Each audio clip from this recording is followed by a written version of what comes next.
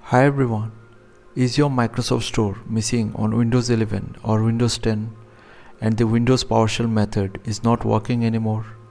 Don't worry, in this video I'll show you a new and fully working alternative method to install or reinstall the Microsoft Store easily. Just follow the steps carefully and you'll get your store back in minutes. So let's get started. Simply open your browser and search for Xbox app for Windows.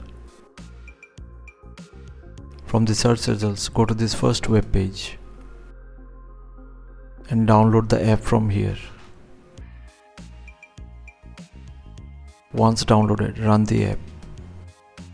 Accept the license agreement and click on install.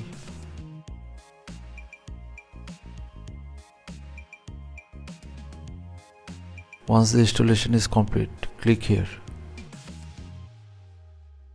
Click on done. Now click on the profile icon, then go to settings.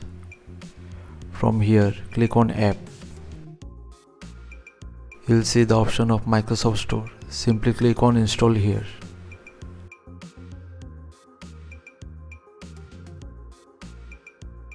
And that's it, the job is done. Your Microsoft Store will be back to function again.